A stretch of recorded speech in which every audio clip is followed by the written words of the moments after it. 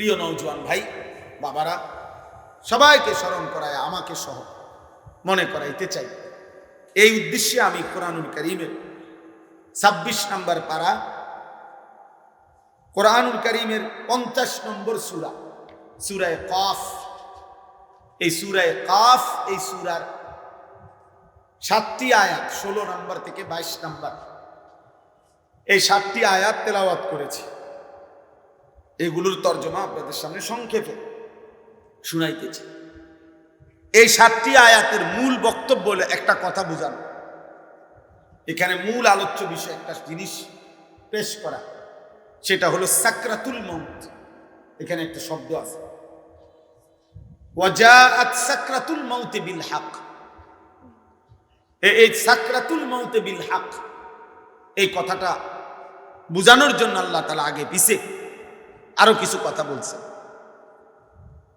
প্রিয় ভাই নওজোয়ান বাবা, সবার কাছে, আমরা সবার কাছে কথা স্পষ্ট, একটি অনিবার্য সত্য, বাস্তবতা, আমাদের জীবনের চিরন্তন সত্য হলো আমাদেরকে মরে যেতে হবে। এই সত্যকে অস্বীকার করা, এই সত্যকে ভুলে যাওয়ার কোনো সুযোগ নেই। ভুলে গেলেও মরে যাবেন, মনে থাকলেও মরে যাবেন, হাসলেও মরে যাবেন, কাঁদলেও মরে যাবেন, দুঃখ বেদনায়ও মরে যাবেন, আনন্দ ফুর্তিতেও মরে যাবেন।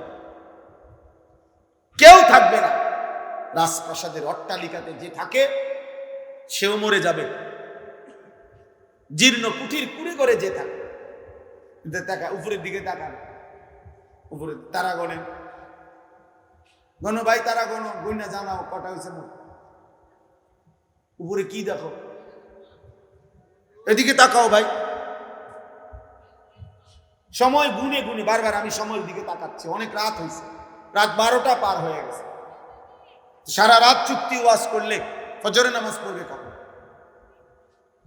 তাহলে এই জন্য বললাম, একটি অনিবার্য সত্য যে হাসি কিংবা কান্না, আনন্দ কিংবা বেদনা, আমাদেরকে মরে যেতে হবে, আমাদেরকে মৃত্যুবরণ করতে হবে। সমস্ত আউলিয়া, বুজুর্গ, পীর, মাশায়েখ তাসাউফ তাজকিয়ার যত মেহনত করে, আধ্যাত্মিকতার যত মেহনত করে, মানুষের অন্তর পরিশুদ্ধ করার যত মেহনত করে, তন্মধ্যে সব তরিকা, সব আউলিয়া বুজুর্গদের একটি সবক আছে মুরিদদের প্রতি। অনেকগুলো সবকের মধ্যে এটা একটা সবক, যে মৃত্যুর মুরাকাবা। এটা সব বুজুর্গদের একটা সবক, যে মাঝে মাঝে চোখটা বন্ধ করে কিছুক্ষণ মৃত্যুর কথা স্মরণ করা, মৌতের কথা স্মরণ করা, যে একদিন এই ব্যস্ততম এই জিন্দেগি আমার স্তব্ধ হয়ে যাবে। নবীজি সাল্লাল্লাহু আলাইহি সাল্লাম বলছে, আকসিরু যিকরা হাদিমিল লাযযাত। আমার উম্মত, এই জিহ্বা যেটা আজকে তোমাকে হাজারো আইটেমের স্বাদ বলে দেয়, গরুর গোশতের আলাদা, খাসির গোশতের আলাদা, মুরগির গোশতের আলাদা, হরেক রকম মাছের স্বাদ আলাদা। দিন সত্য সত্য এই জিহ্বা স্বাদ স্তব্ধ হয়ে যাবে। তোমার চোখের পলক, হাতের স্পন্দন, হৃদয়ের স্পন্দন সব ঠান্ডা হয়ে যাবে, স্তব্ধ হয়ে যাবে। সেই মৃত্যুকে বেশি বেশি স্মরণ করো, যে মৃত্যু তোমার জিহ্বার স্বাদ বন্ধ করে দিবে, যে মৃত্যু তোমার চোখের পলক নিভায়ে দিবে, যে মৃত্যু তোমার হৃদয়ের স্পন্দন স্তব্ধ করে দিবে। আল্লাহ নবী সাল্লাল্লাহু আলাইহি ওয়াসাল্লাম বলেছেন। তো এখানে মহান আল্লাহ পাক রব্বুল আলামিন বলছে, বান্দা, তোমার মনে থাকে আর না থাকে, তুমি গুরুত্ব দাও আর খামখেয়ালি করো, তুমি আনুগত্য করো আর নাফরমানি করো, মনে রাখো বান্দা, যে অবস্থাতেই থাকো না কেন, একটি নির্দিষ্ট সময়ে সত্য সত্য মৃত্যু যন্ত্রণা তোমার চলে আসে। প্রত্যেক মানুষের, আমার ভাই আমি দেরি করবো না, অল্প সময়, তর্জমা বলতে বেশিক্ষণ লাগবে না, এই মূল কথাটা বুঝাইতে চাইছো। প্রত্যেক মানুষ মনে রাখতে হবে, ১ নাম্বার তো আমরা মৃত্যুবরণ করব, ২ নাম্বার হলো মৃত্যুর পূর্ব মুহূর্তে, মৃত্যুর পূর্বক্ষণে ইমানদার হোক আর নাফরমান হোক, নবী হোক আর রাসূল হোক, আর শ্রেষ্ঠ কাফের হোক, মুশরিক হোক, প্রত্যেককেই সাকরাতুল মউত, মৃত্যুর যন্ত্রণা ভোগ করতে হবে। ওয়াজাআত সাকরাতুল মউত, সমস্ত মাখলুকের মৃত্যুর পূর্ব মুহূর্তে মৃত্যুর যন্ত্রণা হয়, এটাকে সাকরাতুল মউত বলে। সাকরাতুল মউত বলে। তিনি নবী হন, তাকেও সাকরাতুল মউত, মৃত্যুর যন্ত্রণা ভোগ করতে হবে। আবার সে নাফরমান, পাপী, কাফের, মুশরিক হোক, তাকেও মৃত্যুর যন্ত্রণা ভোগ করতে হবে।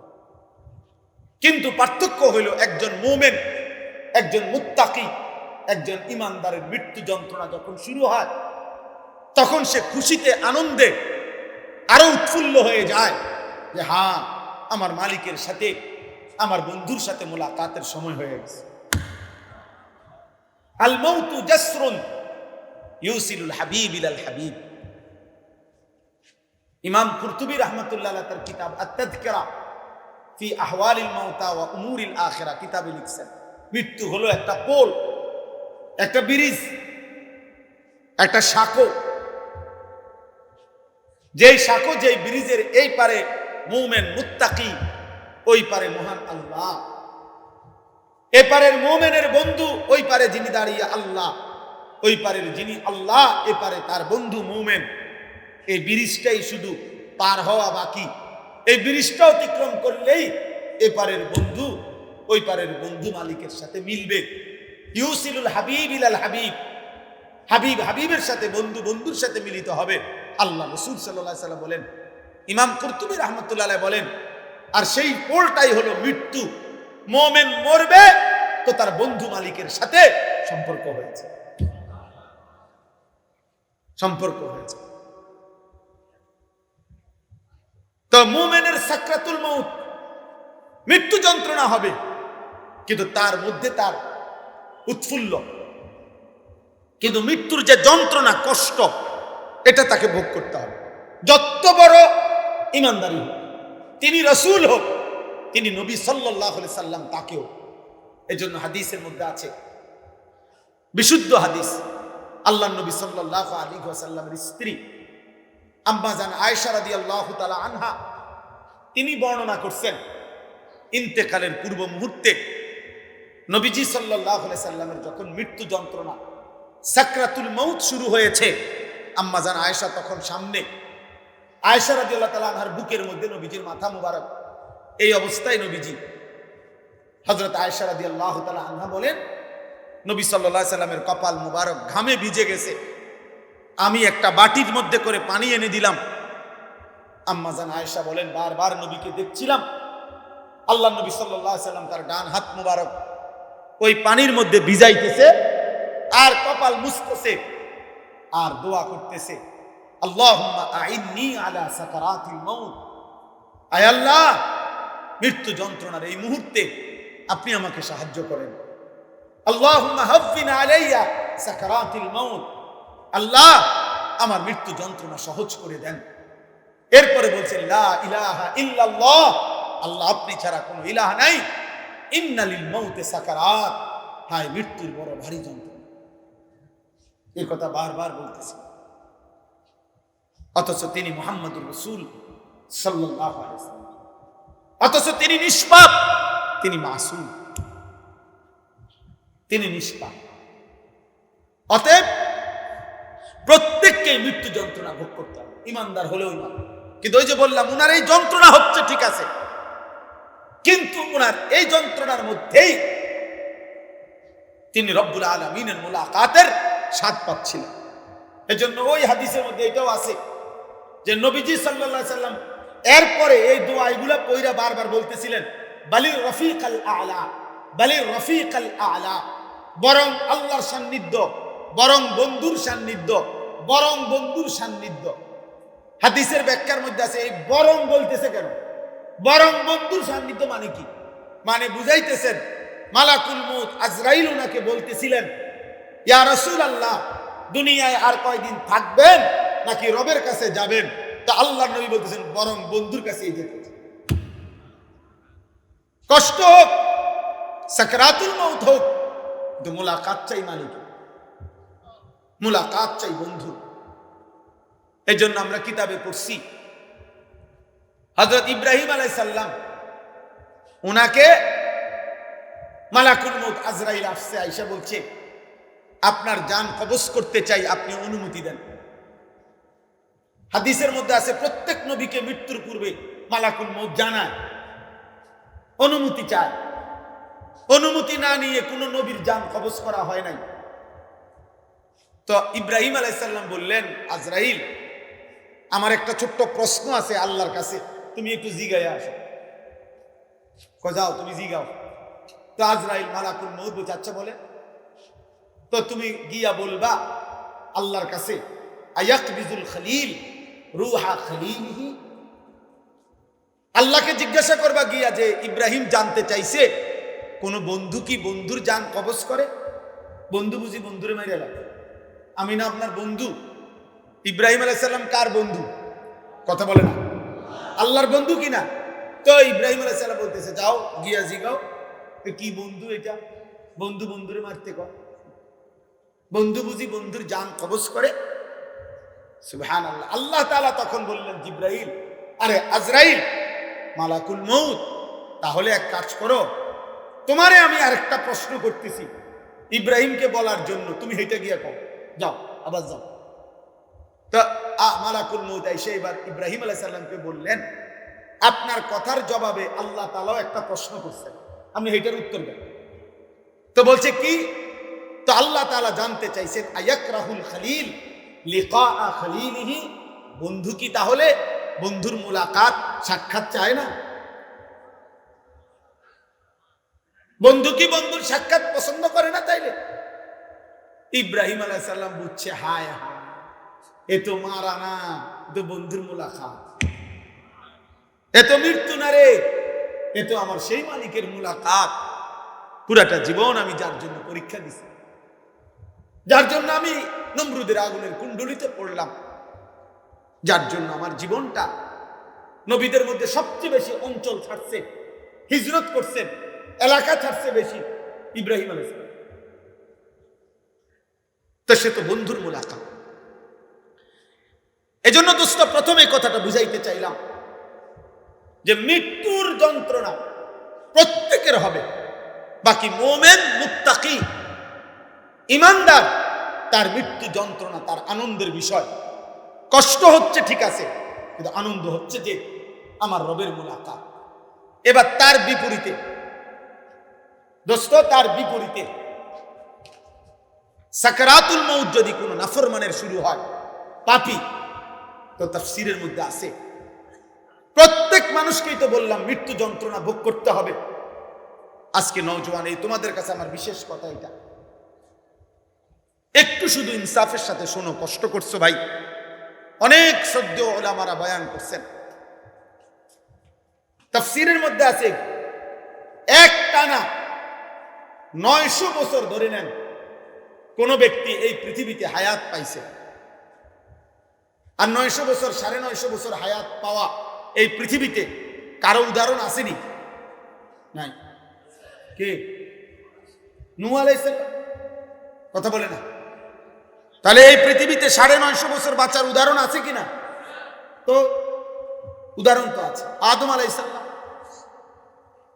তাহলে এই জন্য বললাম কেউ যদি 900 বছর একটানা পৃথিবীতে হায়াত পায়, দোস্ত মনোযোগ দিয়ে কথাটা শোনো, কিন্তু এই 900 বছর সে আল্লাহর নাফরমানি করছে, কিন্তু 1 সেকেন্ডের জন্য 900 বছরের দুনিয়ার হায়াতে কোনোদিন কোনো দুঃখ, কষ্ট, যন্ত্রণা, বেদনা পায় নাই, একটা সুইয়ের আঘাত লাগে নাই, একটা কাঁটার আঘাত লাগে নাই, সে হাসি খুশি আনন্দ ফুর্তি এই মৌজ করে এই জীবনটা চলছে। নাচ গান, নারী, ছবি, জিনা, ব্যভিচার, মদ, জুয়া, চুরি, ডাকাতি, সুদ, ঘুষ, বেহায়াপনা, বেলেল্লাপনা, যা মন চায় তাই করছে, কিন্তু কোনোদিন কষ্ট পায় নাই। ধরে নাও, মানে ধরে নিচ্ছি যে কোনোদিন এর কারণে সে দুনিয়ার হায়াতে কোনোদিন 1 সেকেন্ডের ব্যথা পায় নাই, কোনো কষ্ট হয় নাই। খোদার কসম তাফসীরে লিখছে, এই 900 বছরের নাফরমান জীবনে যে কোনোদিন কোনো দুঃখ দেখে নাই, মৃত্যুর যন্ত্রণা তার যখন শুরু হবে, সাকরাতুল মাউত, আল্লাহর কসম বাপ, 1 সেকেন্ডের মৃত্যু যন্ত্রণা, খোদার কসম এই ছেলেরা তারে 900 বছরের সুখ আর আনন্দ 1 সেকেন্ডে ভুলায়।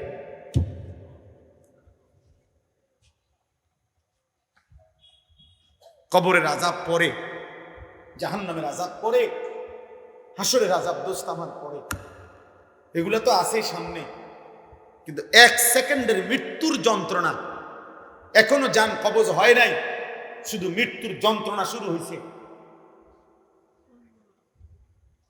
নাফরমান 1 সেকেন্ডের মৃত্যু যন্ত্রণায় 1000 বছরের আনন্দ ভুলে যাবে। আর কোনোদিন মনে পড়বে না তার যে জীবনে সে কোনোদিন সুখ দেখছে কিনা, সুখ দেখেছে কিনা। কাল্লা ইযা বালাগাতিত তারাকি ওয়া কিলা মান রাক ওয়া যান্না আন্নাহু আল ফিরাক ওয়ালতাফাতিস সাকু বিস সাক ইলা রাব্বিকা ইয়াওমা ইদিনিল মাসাক। আল্লাহ বলেন, নাফরমানের জান কবজের সময় মালাকুল মউত আজরাইল কলিজার থেকে তার রূহটা টান দিয়া ছিঁড়ে ফেলবে, আর ছিঁড়ে ফেললেই কণ্ঠনালীর কাছে আইসা, তারাকি মানে কণ্ঠনালীতে আইসা বিঁধে যাবে, রূহটা আটকাইয়া যাবে।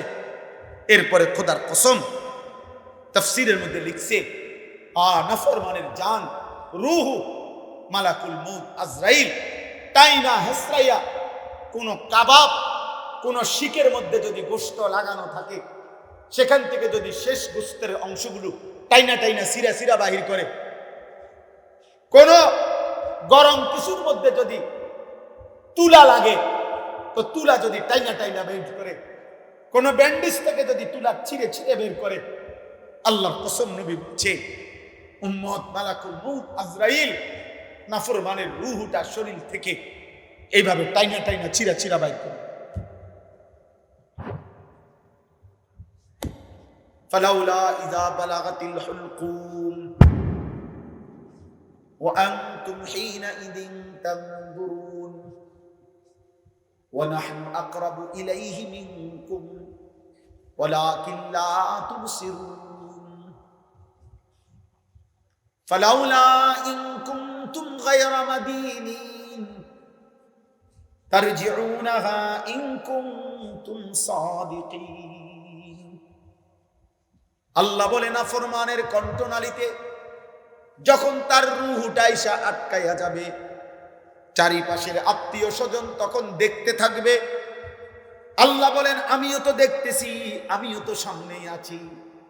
আল্লাহ তখন চ্যালেঞ্জ করে বললেন, হে নাফরমান পাপী, তোর আত্মীয় স্বজনকে বলো না এই মুহূর্তে তোমারে মালাকুল মউত আজরাইল থেকে ফিরাইয়া রাখতে।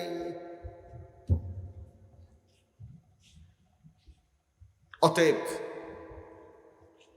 প্রিয় ভাইয়া, কবরের আযাব তো সামনে, জাহান্নামের আযাব তো সামনে, 1 সেকেন্ডের মৃত্যু যন্ত্রণাও তো তুমি সহ্য করতে পারতা না। হযরত আমর ইবনুল আস রাদিয়াল্লাহু তাআলা আনহু, নবীজির বিখ্যাত সাহাবী, ওনাকে বলা হয়েছিল মৃত্যুর পূর্বে ওনার ছেলে, উনি ঈমানদার, উনি সাহাবী, ওনার ছেলে আব্দুল্লাহ ইবনে আমর ইবনুল আস, উনিও সাহাবী। ছেলে বলতেছিলেন মৃত্যুর পূর্বে, আব্বা আপনার কাছে এই মুহূর্তে, শেষ মুহূর্তে মৃত্যু যন্ত্রণা কেমন মনে হইতেছে? প্রিয় ভাই শুনো, হযরত আমর ইবনুল আস বলছেন, ইয়া বুনাইয়া কাআন্না জিবালাদ দুনিয়া আলা সাদরি ওয়া কাআন্নী আতানাফাসু মিন সাকবিল ইবরা। এই কিতাব আমার কাছে গাড়িতে আছে। ওয়া জাআত সাকরাতুল মাউত বিল হক, এটাই কিতাবের নাম। আমার কাছে একটা আরবি কিতাব আছে, এই কিতাবের নামে এটা। এই কিতাবে লিখছে হযরত আমর ইবনে আস বলে, পুত, এই বাপ সন্তানকে বলছে, বাবা রে, আমার মনে হচ্ছে কাআন্না জিবালাদ দুনিয়া, দুনিয়ার সমস্ত পাহাড়গুলো আমার বুকে চাপ দিয়ে রাখছে। কাআন্না জিবালাদ দুনিয়া আলা সাদরি, মৃত্যু যন্ত্রণা আমার মনে হচ্ছে। দুনিয়ার পাহাড়গুলো আমার বুকে চাপ দিয়ে রাখছে রে। ওয়া কাআন্নী আতানাফাসু মিন সাকবিল ইবরা, আর আমি যেন এই পাহাড় চাপা অবস্থায় আমি যেন সুইয়ের ছিদ্র দিয়া, সাকবিল ইবরা, সুইয়ের ছিদ্র দিয়ে আমি যেন একটু একটু নিঃশ্বাস নিতেছি। আমার ছেলেরা,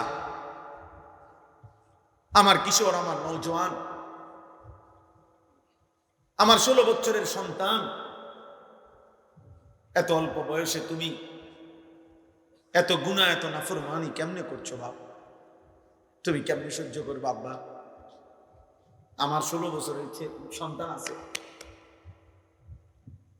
আমার প্রথম সন্তানের বয়স 16 বছর বরাবর। এই জন্য 16 বছর বয়সী ছেলে তুমি আমার সন্তান। তার চাইতে একটু বয়স্ক, একটু বেশি যাদের বয়স 18, 20, 22, 25, প্রিয় সন্তান, তুমি আমার ছোট ভাই।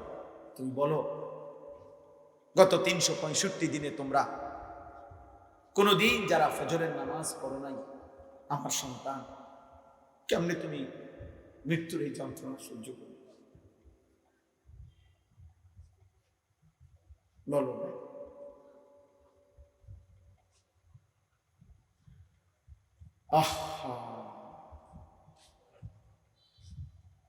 হ্যাঁ, সারা রাত যারা মোবাইলে নারী দেখো, ছবি দেখো, উলঙ্গ দৃশ্য দেখো, এত নারী, এত ছবি, এত জিনা, এত ব্যভিচার, এত অসভ্যতা, নিজের হাত যারা নিজের লজ্জাস্থানে গুনাহের কাজে ব্যবহার করছো, কি করছো বা? আমি যে এর চাইতে বেশি আর বলতে পারছি না। আমি যদি একলা পাইতাম যুবক তোমার, আমি একলা আরো অনেক কিছু বলতাম। আমার উস্তাদ বসা, মুরব্বী বসা, ওলামা বসা, বয়স্ক লোক বসা, আমার জিন্দিগির ফিকির এটা, আমার রাত দিনের মেহনত এটা। মুসলমানের কিশোর নওজোয়ান ফিরবে। বলো ভাইয়া, তোমরা কি হিসাবে? অগণিত ছেলের চেহারা দেখলেই বোঝা যায় বাপ, আজকের সারা দিনে যারা এক ওয়াক্ত নামাজ পড়ো নাই, হায় মুসলমানের সন্তান, কেমনে পারবে? তুমি কি মরবা না? তুমি কি কবরে যাইবা না বাপ? এই পৃথিবীর কত রাজা বাদশাহ কবরে চলে গেছে, তুমি কি কোনোদিন কবরস্থান দেখো নাই? তুমি কারো জানাজা পড়ো নাই? তুমি কি কোনো মানুষের লাশ দেখো নাই? আমি 5 দিন আগে আমার জ্যাঠার সাথে কথা বলে আসছি বাড়িতে, খোঁজ খবর নিছি। 5 দিন পরে আমার জ্যাঠা মারা গেছে। আমি জ্যাঠার দিকে তাকাইয়া বাড়িতে গিয়া দেখছি, এই সেই মানুষটা যার সাথে আমি কথা বলছি, উনি নাই, চুপ হয়ে গেছে, হাত নড়ে না, পাও নড়ে না। আমি জানাজা পড়াইছি আমার জ্যাঠার, তো জানাজার আগে আমি আমার জ্যাঠার কবরটা খালি, তখন কবরে রাখে নাই। আমি কবরের দিকে তাকাইয়া অনেকক্ষণ 8-10 মিনিট হলো, আমার বাবার কবরের পাশে আমার জ্যাঠার কবর। আমার আব্বা আগে ইন্তেকাল করছে। আমার জ্যাঠার কবরের দিকে তাকাইয়া অনেকক্ষণ খালি কবরের দিকে তাকাইয়া ছিলাম। তাকাইয়া আমার মনে হইল কবর যেন আমার ডাক দিয়ে বলছে, আনিস, আমার কাছ থেকে 1 মুঠ মাটি দিছিলাম আমি তোমার জ্যাঠারে বানাইবার জন্য, আজ আমার মাটি আমি ফেরত নিলাম। ওয়াফিহা নুঈদুকুম। নওজোয়ান, তোমার মাটি মাটির কাছে ফেরত চলে যাবে। তুমি মাটি ছাড়া আর কিছু না। তোমার এই চোখ, নাক, কান, হাত, পাও, হ্যাঁ, এটা চোখ, নাক, কান, মাটি, মাটি, ওই মাটির টুকরা। ওয়ালাকাদ খালাকনাল ইনসানা মিন সুলালাতিন মিন তিন। আল্লাহ বলছে, শুকনো মাটি থেকে, ঠনঠনে মাটি, আমি সেখান থেকে মানুষকে সৃষ্টি করেছি। তুমি মাটির একটা টুকরা ছাড়া কিছু। আর মাটির এক টুকরা এত অহংকার করা এত বড় মালিকের সামনে সাজে না রে বাপ, উচিত না, উচিত না। এত বড় মালিকের নাফরমানি করছো কেমনে? কোরআনুল কারীম আল্লাহ নাজিল করছে 30 পারা। এতগুলো কথা আল্লাহ কোরআনে বলছে, 30 পারা নবীর জবান দিয়ে বলাইছে, 23টা বছর কোরআন শরীফে আছে। ফাবি আইয়ি হাদিসিন বাদাহু ইউমিনুন। আল্লাহ বলছে, বান্দা বল না রে, আমি আর কেমনে বললে, আর কোন কথা বললে, আর কতবার বললে বান্দা তুমি আমার কথা মেনে নিতা? এই নাফরমান, এই বেনামাজি, দাঁড়া, এখন দাঁড়া। ফজরের নামাজ পড়ো না যারা, গত 1 বছর ধরে হাইওয়ান মুসলমানের বাচ্চা এত নিকৃষ্ট হয়? তোর কোনো মা নাই, তোর কোনো বাপ নাই বেটা, তোর কোনো আল্লাহ নাই, তোর কোনো নবী নাই, তোর কোনো ধর্ম নাই। নাফরমান। জীবন মানে হুদাবাদ, জিন্দিগি মানে শুধু বাপ, জীবন মানে শুধু ঘুম, জীবন মানে শুধু পেশাব পায়খানা, জীবন মানে শুধু লজ্জাস্থানের চাহিদা পূরণ। এগুলো তো কুত্তারও পূরণ হয়। এই নাফরমান, খানা তো কুত্তাও খায়, ঘুম তো কুত্তাও যায়, পেশাব পায়খানা তো কুত্তারও হয়, লজ্জাস্থানের চাহিদা তো কুকুরও পূরণ করে। কুকুরের বাচ্চা হয় না? কথা বলে না? কুত্তার বাচ্চা হয়নি তো কুকুরের বাচ্চা হয়, মানেই তো তার চাহিদা পূরণ না হইলে বাচ্চা হয় কেমন? তো তুমি এটা কি ভাবছো বাপ? 1 ওয়াক্ত নামাজও পড়তা না, কেমনে বাঁচবা? ফাকাইফা তাত্তাকুনা ইন কাফারতুম ইয়াওমান ইয়াজালুল বিলদানা শিবা। আল্লাহ বলে, বান্দারে আমার, কেমনে রে বান্দা তো নাফরমানি করছো? আল্লাহ বলে, সেদিন হাসরের দিন আমার বান্দা কেমনে রে বাঁচবা বান্দা? এত নাফরমানি, এত মিথ্যা, এত চুরি, এত জিনা। এক মুমিন মুসলমান দাবি করে 30 বছর ধরে সুদ খাও। মুসলমান বুঝি 30 বছর সুদ খায়? মুসলমান কেমনে 30 বছর নাচ গান দেখে? মুসলমানের মা, মুসলমানের বোন কেমনে 20 বছর ধরে বেপর্দা? মুসলমানের ঘরে কেমনে প্রত্যেক দিন নাটক, সিনেমা, নর্তকীর ছবি চলে, নাটক সিনেমা চলে? আল্লাহ বলেন, আমার বান্দা এই যে দিন রাত নাফরমানি করছো, ফাকাইফা তাত্তাকুন, ওই হাসরের দিন কেমনে বাঁচবা বান্দা? যেই দিনের একদিনেই দুঃখ, কষ্ট আর পেরেশানি আর যন্ত্রণায় একদিনেই দুধের বাচ্চা, কোলের বাচ্চা বুড়া হয়ে যাবে। ইয়াউমান ইয়াজালুল বিলদানা শিবা। একদিনে, ইয়াউমান, কয়দিনে? একদিনে বাচ্চা বুড়া হয়ে যাবে, একদিনেই কালো চুল সাদা হয়ে যাবে। খামখেয়ালি করো না বাপ, শেষ কথা শেষ। তুমি আল্লাহর বেষ্টনীতে আছো, আমিও। আমাদের জন্য আল্লাহ তাআলার ইন্তজাম করা আছে। তুমি আল্লাহর এই ইন্তজামের বাইরে যাইতে পারতাম? আল্লাহর বেষ্টনীর ভিতরে থাইকেই মৃত্যুর যন্ত্রণা আসবে। এই কথাটাই আল্লাহ এখানে বলছে। এবার দেখেন তর্জমা শুনেন, তাই শেষ কথা। আমার ভাই, আমি বলে গেলাম, আমার সন্তান, আমার ছেলেরা, আমার বাবারা, আমার ভাইরা, আমি বলে গেলাম স্পষ্ট, দয়া করে মরণকে স্মরণ করো। ভুলে যেও না। তুমি ভুলে গেলেও মরে যাবে। বলে আমার মনে ছিল না, মনে না থাকলেও মৃত্যু হবে। কথা বলে না? বলো না ছেলেরা, বলো। তুই মরে যাবে বাপ। এই মোবাইল থাইকা যাবে, ফেসবুক থাইকা যাবে, এগুলো হারায় যাবে। তোমার চোখের ওই নারীও হারায় যাবে। হয়তো কোনোদিন আর মনেও পড়বে না কারো কথা, কিন্তু গুনাহগুলো সাথে নিয়া তোমার হাসরের ময়দানে দাঁড়াতে হবে। এই পাপগুলো নিয়েই তোমাকে দাঁড়াইতে হবে।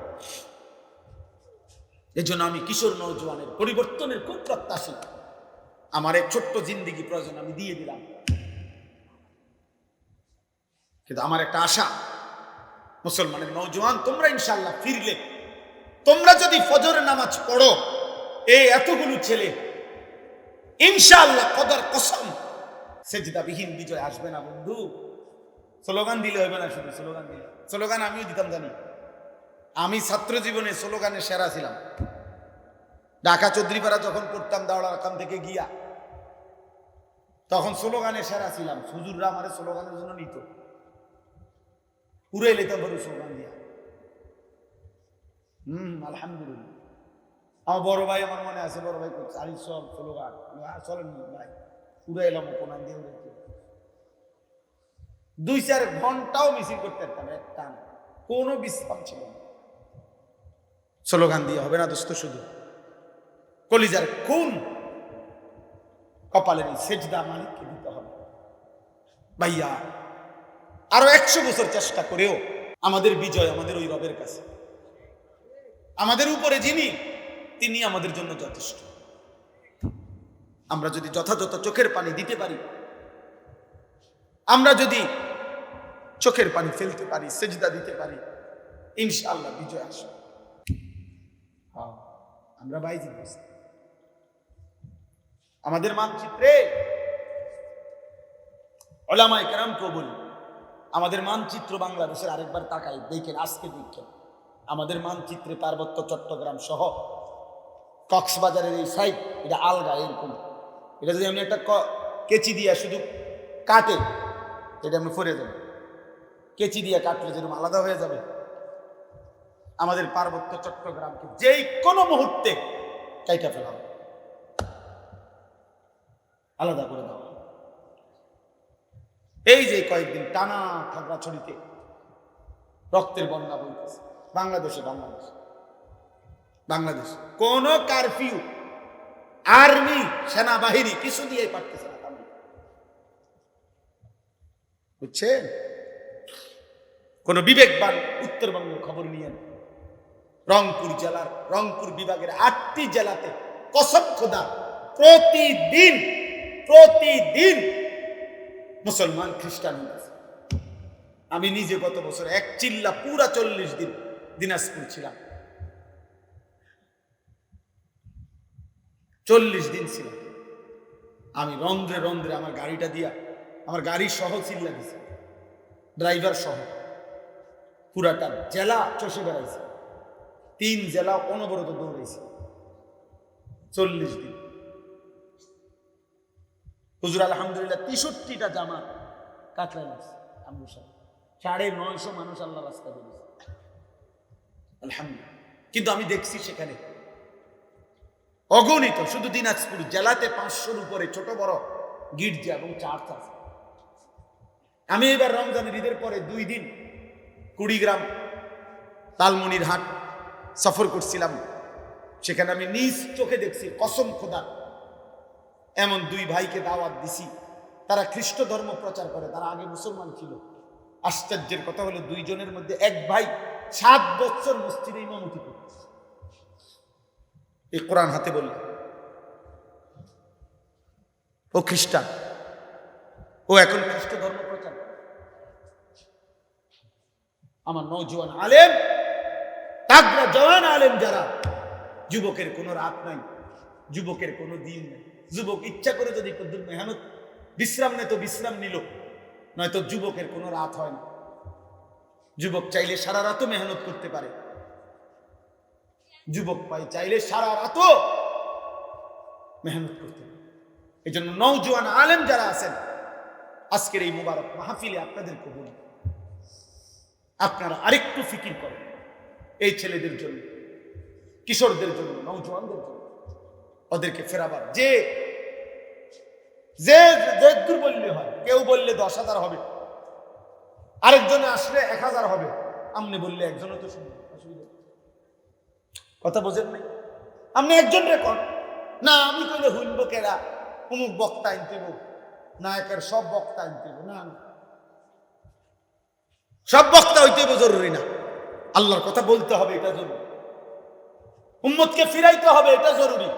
এই ছেলেদের দরকার, এরা যদি না ফিরে, এরা যদি সেজদা না দেয়, এরা যদি ফিরে না আসে, তাহলে আগামীর মাহাদির পক্ষে লড়বে কে?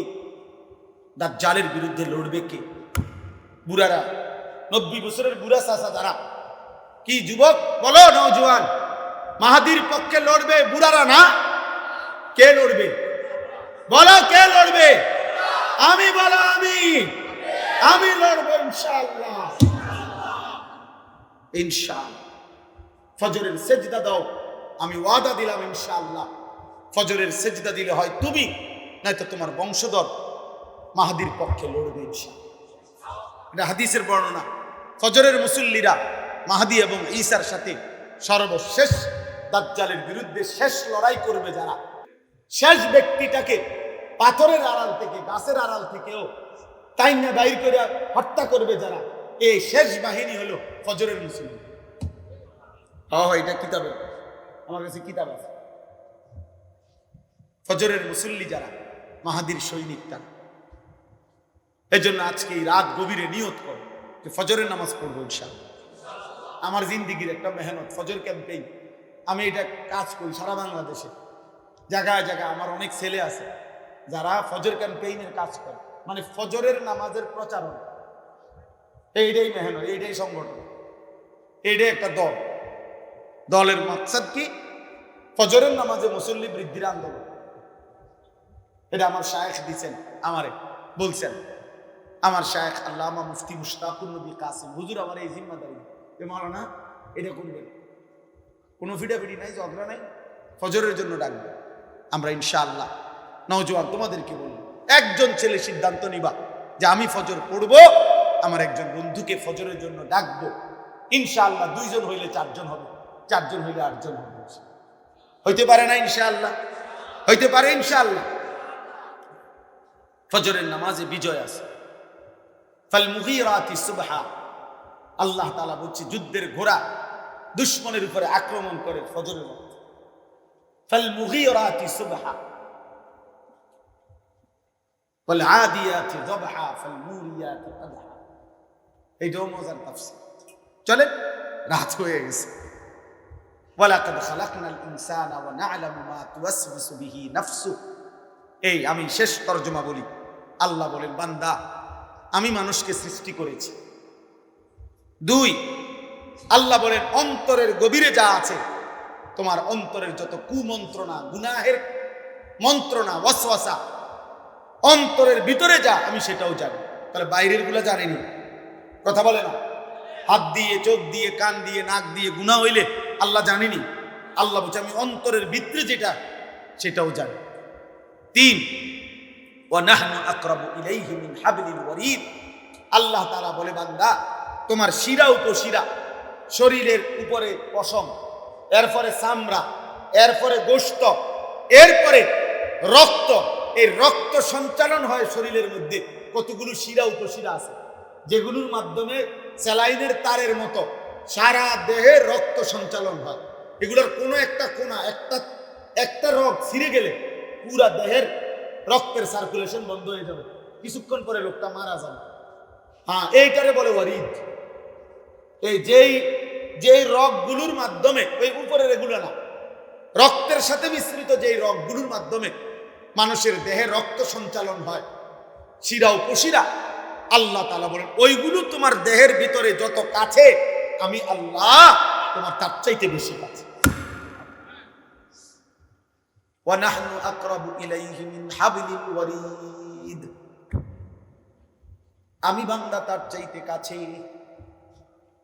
ওয়া মা তাকুনু ফি শা'নিন ওয়া মা তাতলু মিনহু মিন কুরআনিন ওয়া লা তা'মালুনা মিন আমালিন ইল্লা কুন্না আলাইকুম শুহুদান।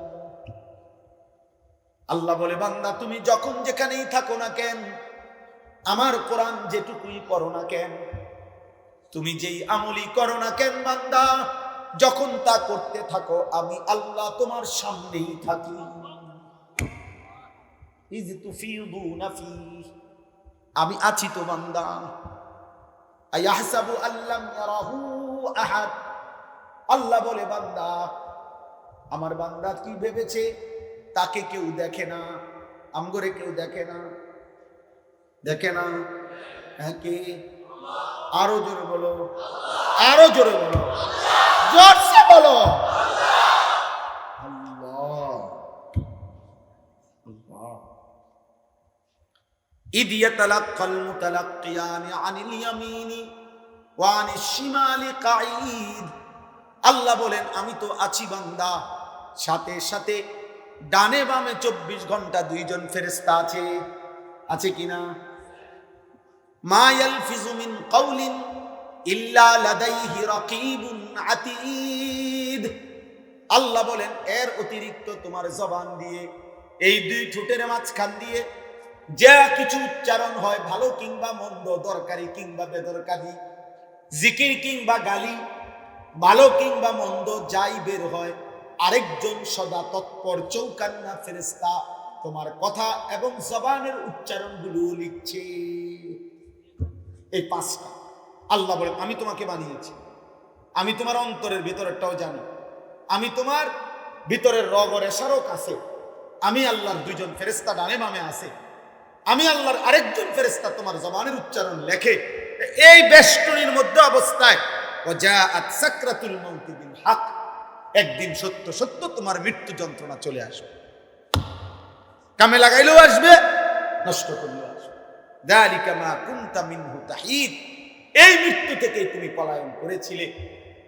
অতএব আল্লাহ বলেন তুমি কামে লাগাও আর নষ্ট করো, তুমি হায়াত আমলে কাটাও আর নাফরমানিতে কাটাও, আমার এই প্রহরা, আমার এই ব্যবস্থাপনা, আমার ফেরেশতাদের এই লেখনী, আমার জবানের এই ফেরেশতার এই লিখনির মাঝখান দিয়েই তোমার এই মৃত্যু যন্ত্রণা শুরু হবে।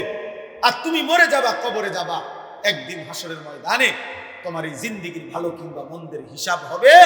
আর তুমি তখন জানতে পারবা যে তোমার জিন্দেগি কি করা উচিত ছিল, কি করা উচিত ছিল না। কিন্তু সেদিন বুঝবা, লাভ হবে। হবে কথা বলে না হবে? ইয়াউমা ইদিন ইয়াতাযাক্কারুল ইনসান ওয়া আন্না লাহুদ যিকরা। আল্লাহ বলেন সেদিন সব মনে পড়বে, কিন্তু মনে পড়ে কি লাভ? এই জন্য রাত গভীরে আমি অনুরোধ করলাম সবাই আমরা ইনশাআল্লাহ দিন মানব, আল্লাহকে মানব। ঠিক আছে ইনশাআল্লাহ? 5 ওয়াক্ত নামাজ পড়বো তো ইনশাআল্লাহ? ফজরের নামাজ আলাদাভাবে বলেন। ফজরের নামাজ কোন নামাজ? ফজরের। রাসূলুল্লাহ সাল্লাল্লাহু আলাইহি সাল্লামের একটা সুন্নাত আমল করার চেষ্টা করো। উঠো না ভাই, দোয়া করে উঠো। রাসূলুল্লাহ সাল্লাল্লাহু আলাইহি সাল্লামের একটা সুন্নাত জীবনটা সাজাইবার চেষ্টা করা। নবীজির একটি সুন্নাত দামি। আমি ব্যক্তিগতভাবে প্রতিদিন বাংলাদেশের একজন শ্রেষ্ঠ বুজুর্গ, বাংলাদেশের একজন অন্যতম বুজুর্গ, গাজীপুর কাপাসিয়ার হযরত অধ্যক্ষ মিজানুর রহমান চৌধুরী হযরতের এই কিতাব তালিমুস সুন্নাহ, বাংলা ভাষায় নবীজির সুন্নাতের উপরে পরিপূর্ণ বৃহৎ প্রায় 650 পৃষ্ঠার একটা কিতাব, যেখানে নবীজির সমস্ত সুন্নাত আছে। আমি ইচ্ছা করে হযরতের কাছ থেকে এগুলো আনাইয়া বিক্রি করি। আমার সাদা গাড়িতে 400 টাকা মূল্যে এটা বিক্রি হয়। অর্থ হইল উম্মতের ঘরে ঘরে নবীজির সুন্নাতের একটা বই পৌঁছুক, এটা আমার একটা দিলের তামান্না, দিলের একটা আশা। এই জন্য যাওয়ার পথে যাদের সুযোগ হয়, নবীজির সুন্নাত, সকল সুন্নাত ছোট বড় এই কিতাবের মধ্যে আছে। প্রায় 650 পৃষ্ঠা ব্যাপী একটা বই, 400 টাকা মূল্যে। যার সুযোগ হয় যাওয়ার সময় কিনে নেওয়ার চেষ্টা করবেন। আল্লাহ তাআলা আমাদের সবাইকে তৌফিক দেন। আল্লাহ তাআলা এই মাদ্রাসা কবুল করেন। আজকের এই বর্ণাঢ্য আয়োজন আল্লাহ তাআলা বরকত দান করেন। কিশোর নওজোয়ান তোমরা আগামীর ইসলামের জন্য ভাববা, আল্লাহ তোমাদেরকে তৌফিক দান করেন। আমিন। সুবহানাল্লাহ। বলেন আলহামদুলিল্লাহ, সুম্মা আলহামদুলিল্লাহ। আল্লাহ তাআলার অশেষ মেহেরবানি, আল্লাহ তাআলা আমাদের এই মাদ্রাসাতে সওয়াব নাটাই আদর্শ মাদ্রাসার বাৎসরিক মাহফিলে আপনারা সকলেই উপস্থিত হয়েছেন। মাদ্রাসার মাহফিলের সার্বিক সহযোগিতায় গ্রামবাসী সব সময় ওনারা চিন্তা করেন, করে আসতেছেন, সামনেও করবেন। ভাই একটু বসেন, শেষ দোয়া করে আমরা চলে যাব। তো প্রতি বছরই আমাদের এই মাহফিল ইনশাআল্লাহ হবে। আপনাদের সহযোগিতা এবং দোয়া এই দুটো যদি আমাদের সাথে থাকে ইনশাআল্লাহ ইনশাআল্লাহ। শেষ কথা, আল্লাহ তাআলা এই মাহফিল হওয়ার ক্ষেত্রে কি জন্য আনছেন? না না না, এটা কষ্ট হয়ে যাবে। নেন গা, অসুবিধা না, আমার হাতে থাকে, সরাই ফেল।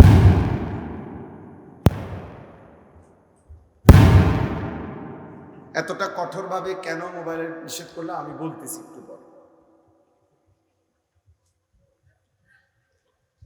আলহামদুলিল্লাহ আলহামদুলিল্লাহ নাহমাদুহু ওয়া নাস্তাঈনুহু ওয়া নাস্তাগফিরুহু ওয়া নু'মিনু বিহি ওয়া নাতাওয়াক্কালু আলাইহি ওয়া নাউযু বিল্লাহি মিন শুরুরি আনফুসিনা ওয়া মিন সাইয়্যাতি আ'মালিনা মান ইয়াহদিহিল্লাহু ফালা মুদিল্লা লাহু ওয়া মান ইউদ্লিলহু ফালা হাদিয়া লাহু ওয়া নাশহাদু আন লা ইলাহা ইল্লাল্লাহু ওয়াহদাহু লা শারীকা লাহু ওয়া নাশহাদু আন্না সাইয়্যিদানা ওয়া হাবিবানা ওয়া মাওলানা মুহাম্মাদান আবদুহু ওয়া রাসূলুহু আম্মা বা'দ ফাআউযু বিল্লাহি মিনাশ শাইতানির রাজীম বিসমিল্লাহির রাহমানির রাহিম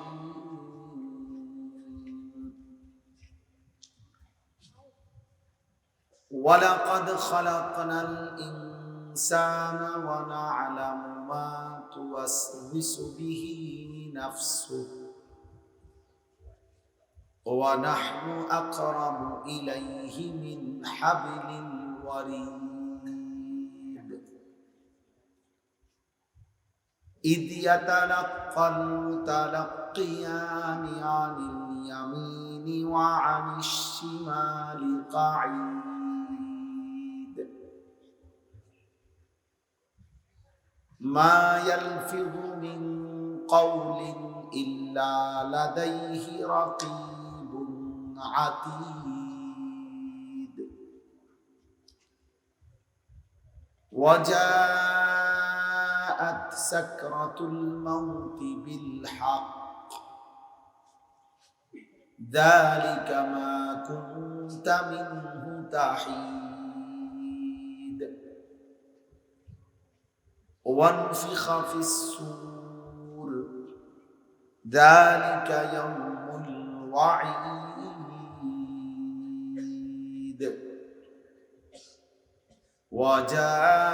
وجاءت كل نفس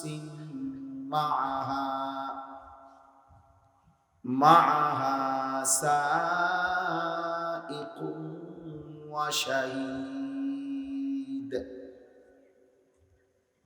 لقد كنت في غفلة من هذا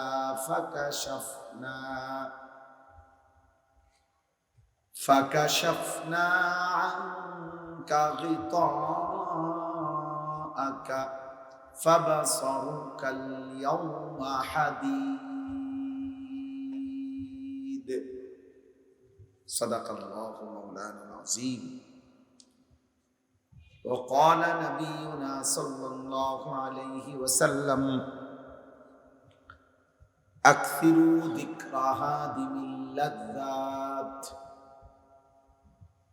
اللهم صل على محمد وعلى آل محمد كما صليت على إبراهيم وعلى آل إبراهيم إنك حميد مجيد اللهم بارك على محمد وعلى آل محمد كما باركت على إبراهيم وعلى آل إبراهيم إنك حميد مجيد سبحانك لا علم لنا إلا ما علمتنا إنك أنت العليم الحكيم আলহামদুলিল্লাহ,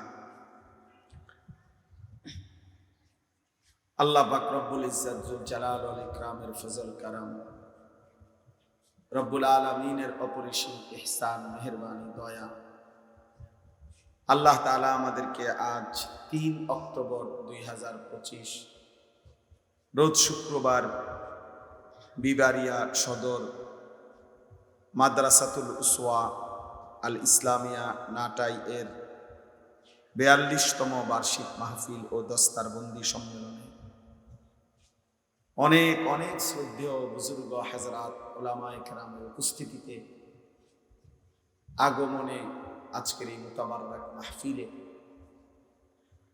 আল্লাহ তাআলাই আমাদেরকে আসবার বসবার আল্লাহর জন্যই জমা হওয়ার তৌফিক দান করেছেন। আলহামদুলিল্লাহ। প্রিয় ভাই, আসলে বাস্তবতা হলো মোবাইল হাতে ধরে বয়ান শুনলে দিল জমে না। মূলত আল্লাহর কথা শুনে পরিবর্তনের জন্য শতভাগ মনোযোগ জরুরি। কোরআনুল কারীমের মধ্যে আল্লাহ তাআলা বারবার এই কথাটা বলছে, ফাসতামিউ লাহু ওয়া আনসিতু। আমার কোরআন যখন পড়া হয় মনোযোগ দিয়ে শোনো এবং চুপ থাকো। মূসা আলাইহিস সালামকে আল্লাহ তাআলা বলছেন, ওয়া আনা ইখতারতুকা ফাসতামি' লিমা ইউহা, যে মূসা, তুর পাহাড়ে যে তোমাকে এনেছি আমি আল্লাহই বাছাই করেছি, অতএব আমার ওয়াহী, আমার কথা মনোযোগ দিয়ে শোনো। ফাসতামি'। কোরআনুল কারীমে আল্লাহ তাআলা বলছে, ফাবাশশির ইবাদ আল্লাযীনা ইসতামিউনাল কাওলা ফায়াত্তাবিউনা আহসানা। হে নবী, আপনি আমার ওই বান্দাদেরকে জান্নাতের সুসংবাদ দিয়ে দেন যারা মনোযোগ দিয়ে কথা শোনে, অতঃপর কোরআন সুন্নাহর অনুসরণ করে। তাইলে আল্লাহ তাআলা বিভিন্নভাবে কথাটা উল্লেখ করেছেন মনোযোগের জন্য। এজন্য যত বেশি মনোযোগ, আন্তরিকতা, আগ্রহ দিয়ে আল্লাহর কথা শুনবে, তো ধীরে ধীরে জিন্দেগি পরিবর্তন হবে, ধীরে ধীরে বদলাবে। লাআল্লাকুম তুরহামুন, আল্লাহ ওয়াদা দিছে, যদি মনোযোগ দিয়ে শোনো এবং চুপ থাকো তো তোমাদের উপরে আল্লাহর রহমত বর্ষিত হবে। আর তাফসীরের মধ্যে আছে রহমত বর্ষিত হবে মানে হলো তৌফিকুত তাআ, আল্লাহ তাআলা ওই কথাগুলোর উপরে আমল করার তৌফিক দিবে। এই আমল করার তৌফিক পাওয়া, আল্লাহর কথা শুনবার পর আমলের সুযোগ হওয়া, এটা হলো রহমত, এটা হলো ইলম। এমনিতে শুধু জানা, এগুলো অনেকেই জানে, কিন্তু আমলের তৌফিক হওয়া, আমলে বাস্তবায়ন হওয়া, এটা রহমত, এটা ইলম। ইলম তখনই ইলম হয় যখন তা আমলে পরিণত হয়। আর নয়তো এটাকে বলা হয় মালুমাত। এমনি কিছু বিষয় জানে, মনে করেন গত 10 বছরও যে কোনোদিন 5 ওয়াক্ত নামাজ পড়ে নাই, তারেও যদি জিজ্ঞাসা করেন এমন মুসলমান যে নামাজ কয় ওয়াক্ত, তো সে কি বলবে? 12 ওয়াক্ত। কয় ওয়াক্ত? না, হে কি বলবে? মনে হয় ও 5 ওয়াক্তই বলবে। তাহলে এটা হেও জানে, নামাজ যে 5 ওয়াক্ত এটা সেও জানে, কিন্তু এটা ইলম না, এটা মালুমাত, এটা তার একটা অর্জিত জ্ঞান, জানে। আর আজকে 30 বছর যাবত যে সুদ খায়, এমন একজন মুসলমানকে জিজ্ঞাসা করে দেখেন যে ভাই সুদ খাওয়া কি, সে কি বলবে? মুস্তাহাব। কি? তো এটা তো হেও জানে, হারাম করে নিজেই তো জানে হারাম, ও তো নিজেই বলতেছে হারাম, তাহলে এটা তো সেও জানে, কিন্তু এটা ইলম না। ইলম তখনই ইলম হয় যখন তা আমলে পরিণত হয়। মুফতি শফি রহমতুল্লাহ আলাই এ কথা বলছে। তো এই জন্য বললাম, আমলে পরিণত হওয়ার জন্য, আমলের তৌফিক পাওয়ার জন্য, রহমত পাওয়ার জন্য আল্লাহর কথা মনোযোগ দিয়ে শুনতে হবে। একজন বিশ্ববিখ্যাত বুজুর্গ ছিলেন, ইমাম ছিলেন, হাদিসের জগতে ইমামুল জারহ ওয়া তা'দীলদের অন্যতম সুফিয়ান ইবনে উয়াইনা রাহমাতুল্লাহি আলাইহি তিনি বলছেন 5টি জিনিস একসাথে হলে ইলম পূর্ণ হয়। 1 নম্বর আল ইস্তিমা, মনোযোগ দিয়ে শোনা। 2 নম্বর আল ফাহমু, বুঝতে চেষ্টা করা, কি বললো আমি বুঝলাম কি। 3 নম্বর আল হিফজু, মুখস্থ করা।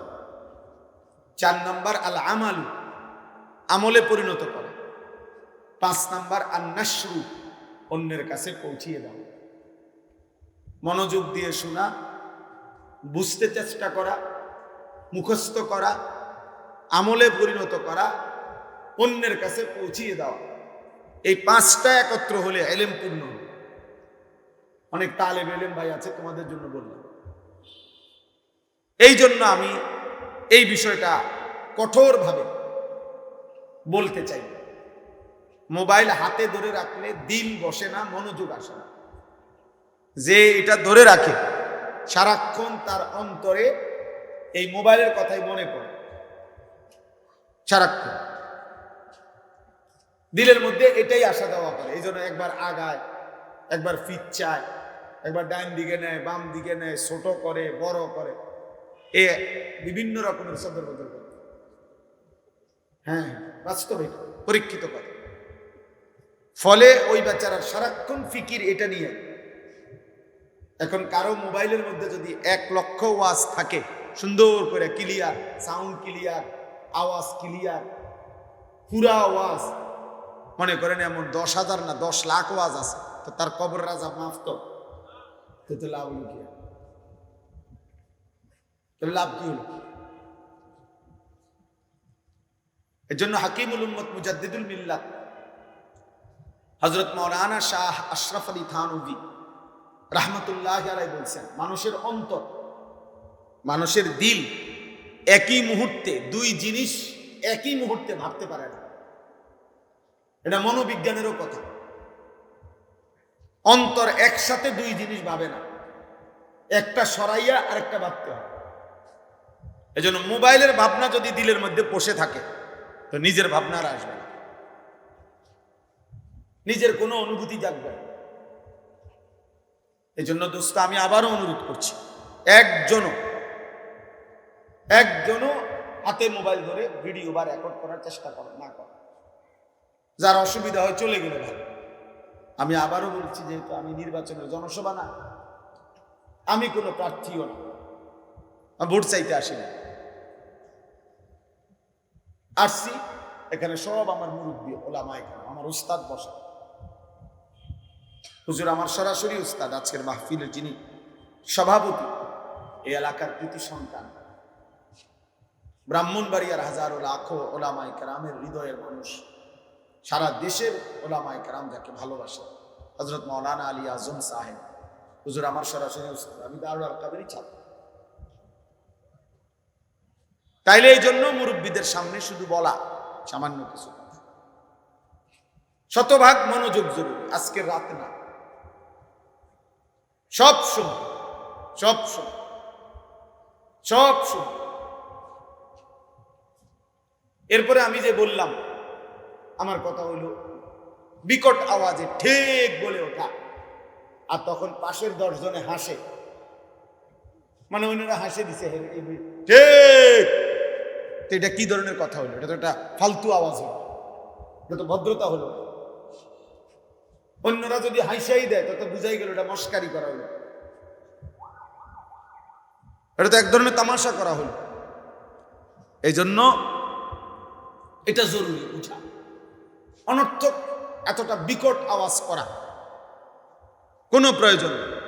স্বাভাবিক ঠিক বললে কোনো গুনাহ নেই, কিন্তু স্বাভাবিক আওয়াজে বলল। রাসূলুল্লাহ সাল্লাল্লাহু আলাইহি ওয়াসাল্লাম বলছেন একদিন সাহাবাদের, তোমরা কোনো বধির যে কানে শোনে না এমন কোনো মালিককে ডাকো না, আবার যে তোমাদের থেকে দূরে এমন কাউকেও ডাকো না। এজন্য আমরা আখলাক শেখা দরকার। শুধু একজন হুজুর দেখতে আসলাম তামসা, এটা হলে হবে না ভাই। প্রিয় কিশোর নওজোয়ান সবাই রে বলি, জনপ্রিয়তা এটা একটা ধোঁকা। জনপ্রিয়তা ধোঁকা।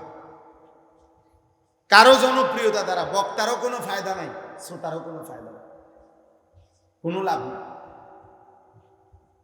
মনে করেন আমারে 1 কোটি মানুষ চিনে, একেবারে সারা বাংলাদেশের 10 কোটি মানুষ আমারে চিনে, তা আমার কবর রাজা মাফ তো তার লাভ নেই। তা আমি এই জনপ্রিয়তা দিয়ে করব। আর একটা ছেলে ভাবো ভাই, যে মনে করেন আমারে চিনে 10 লাখ মানুষ, 1 কোটি মানুষ আমারে চিনে, তো এতে তোমার লাভ কি?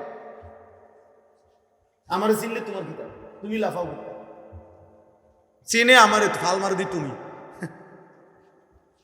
কথা বুঝছেন না? মানুষে চিনে তো আমারে না, তো তোমার কি তা? তুমি এরকম লাভ মারো কা, দৌড় মারো কা। তাইলে আমার জনপ্রিয়তা দিয়া তোমার লাভ কি? কথা বলেন। আমার জনপ্রিয়, আমারে চিনলে তোমার লাভ কি? আমারে না চিনলে তোমার সমস্যা কি? আমি তোমার ভাত খাই? এই জন্য না আমার কোনো ফায়দা আছে না আপনাদের কোনো ফায়দা আছে, উভয়ের জন্যই, বক্তা শ্রোতা উভয়ের জন্যই খোদার কসম ঈমান আমলের মধ্যেই ফায়দা। উসিকুম ওয়া ইয়া, যুগ যুগ ধরে বুজুর্গানে দ্বীন বলতেন, আল্লাহর কথা বলে বলতেন যে হে আল্লাহর বান্দারা, আপনাদেরকেও বলছি নিজেকেও বলছি। তাহলে কোরআনুল কারীমের সমস্ত কথা, আজকের সমস্ত ওয়াজের মুখাতাব সম্বোধন বক্তার জন্য, শ্রোতার জন্য। মানে যে কথাগুলো আপনাদেরকে আমল করতে বলা হয়, তো এগুলোর থেকে আমরা মুক্ত নাকি আমরা বাদ? কথা বলে না, আমরা বাদ। বেশি বয়ে আবার প্রয়োজনীয় কথাটাও না কই না, কইতাম না, কথাই কইতাম না, এত ভালো আবার ভালো না, মানে প্রয়োজনীয় কথা বলিয়ে। ঠিক আছে ইনশাআল্লাহ? তাইলে বুঝাইলাম আমরা উভয়ই মুখাতাব। আমাদের কোরআন যিনি বলতেছেন তাকেও সম্বোধন করে বলা হচ্ছে, যিনি শুনতেছেন তাকেও সম্বোধন করে। কোরআনুল কারীমের মধ্যে আছে আল্লাহ তাআলা নবীজিকে বলছেন সাল্লাল্লাহু আলাইহি সাল্লাম, ফাকাতিল ফি সাবিলিল্লাহ লা তুকাল্লাফু ইল্লা নাফসাক ওয়া হাররিদিল মুমিনিন। সূরা নিসার আয়াত। সাংঘাতিক কথা এটা। আল্লাহ তাআলা আমাদের নবীকে বলছেন সরাসরি, বন্ধু আল্লাহর পথে যুদ্ধ করতে গিয়ে যদি আপনার সাথে একজনও না থাকে, কেউ নাই, আপনি একাই তবু আল্লাহর পথে যুদ্ধ করেন। ফাকাতিল ওয়াহিদ মুযাক্কার হাযা, লা তুকাল্লাফু ইল্লা নাফসাক। কারো কোনো ব্যাপারে যদি জবাব আপনি নাও দেন, কিন্তু আপনি নিজের বিষয়ে মুকাল্লাফ, আপনাকে আপনার ঈমান আমলের ব্যাপারে কিন্তু জবাব দিতে হবে। লা তুকাল্লাফু ইল্লা নাফসাক, শেষ পর্যন্ত একা হলেও আপনি মুকাল্লাফ। আপনার নবীজি সাল্লাল্লাহু আলাইহি সাল্লাম একটি যুদ্ধে, হুনাইনের যুদ্ধে 12,000 সাহাবী নবীজির সাথে ছিলেন। যুদ্ধের প্রথম আক্রমণে, মানে অনেক ঘটনা, আমি শুধু মূল কথাটা বলতেছি। যুদ্ধের প্রথম কাফেরদের প্রথম আক্রমণেই শুরুতেই 12,000 সাহাবী নবীজিকে ছেড়ে যুদ্ধের ময়দানে ছত্রভঙ্গ হয়ে গেছে। কিন্তু আল্লাহর নবী সাল্লাল্লাহু আলাইহি ওয়াসাল্লাম একা সেই যুদ্ধের দিন ময়দানে আপন জায়গায় মজবুতির সাথে দাঁড়িয়েছে।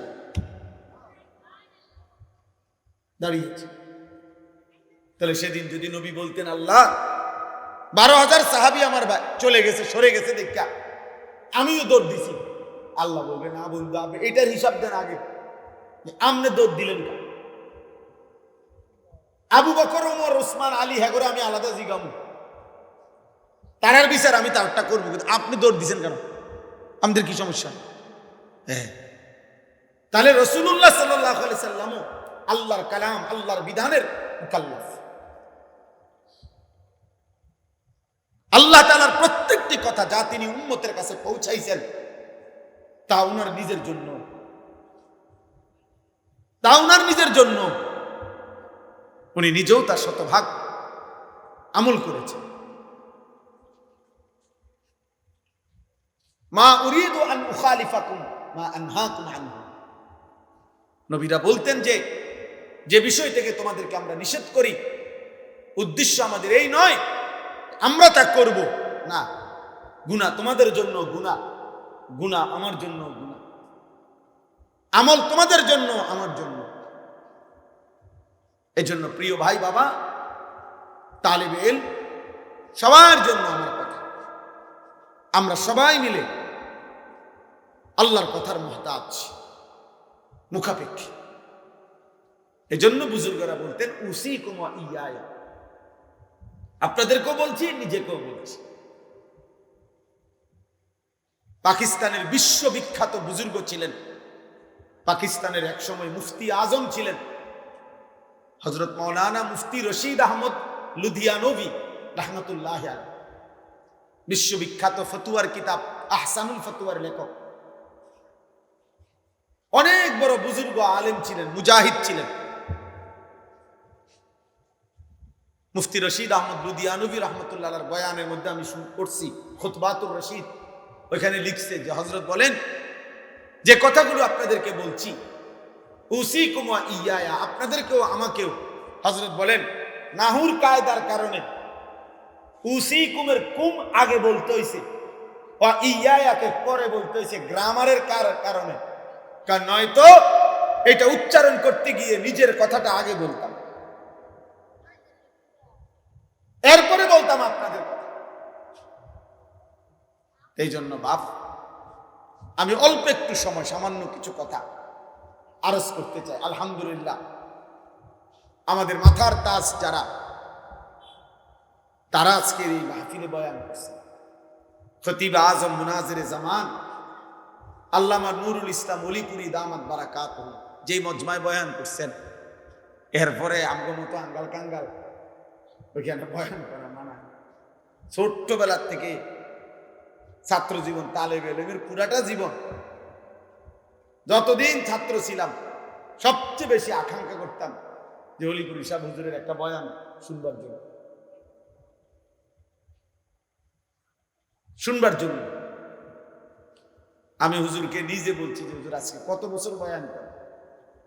ওই যে কমপক্ষে 52 বছর বয়ানই করে। বয়স কত, শুরু করছে কত? সুবহানাল্লাহ। আজ থেকে 50 বছর আগেও মনে হয় যেই আওয়াজ, যেই শব্দ, যেই বিশ্লেষণ, 50 বছর পরেও একই শব্দ, একই উচ্চারণ, একই বিশ্লেষণ, অলিপুরি অলিপুরি। আমি এই জন্য প্রায় বলি আল্লামা নুরুল ইসলাম অলিপুরি দামাত বারাকাতুহু তিনি একটা ব্র্যান্ড, মানে এই নামটাই একটা ব্র্যান্ড। হযরত যা বলেন তা কখনোই অগোছালো হয় না, কখনোই অগোছালো হয় না। হযরত যা বলেন তা শেষ পর্যন্ত, শেষ মিনিটে এসে দেখলে দেখা যায় উনি শুরুর থেকে যেখানে যেখানে কথা ছিটাইছিলেন সবগুলো মণিমুক্তার মতো, মালার মতো আবার মিলাই দেয়। এটা আমি উনার মধ্যেই একমাত্র দেখছি। আমার জীবনেও আমি বহু বক্তার ওয়াজ শুনছি, কিন্তু হয়তো উনার 2 কথা 3 কথা ছুটে যায়, কথার তালে উনি হয়তো এখান থেকে এটা প্রসঙ্গটাই বাদ দিয়ে লাইছে। কিন্তু হুজুরের সব কথা শুরুর থেকে মনে হয় উনি বাংলাদেশ, ভারত, চীন, জাপান, ইরান, তুরান বহুত জায়গায় গেছে গা, এগুলা কেমনে হুজুরে গোলাই আনবো যে ঠিক এই শেষের 10 মিনিট কেউ মনোযোগ দিয়ে শুনলে বুঝে যে হযরত সব কথারে একসাথ করে ফেলছে। আল্লাহ তাআলা এমন মহান ব্যক্তিকে আমাদের মাথার উপরে আফিয়তের সাথে দীর্ঘায়িত করে।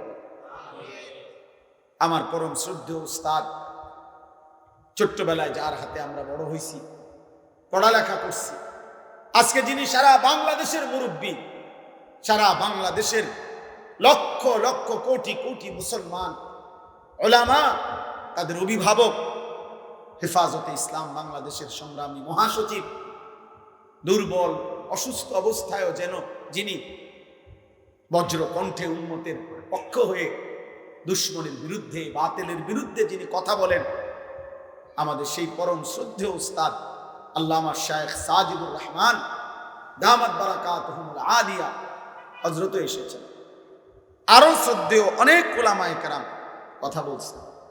তাইলে আমি শুধু একটা প্রসঙ্গ অল্প একটু